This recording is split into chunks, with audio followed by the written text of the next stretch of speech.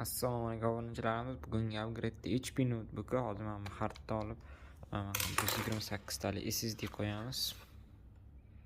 Valorantniki. Bu SSD'larimizga 1 yil garantiya beramiz, 3 yil garantiya zavodidan bor.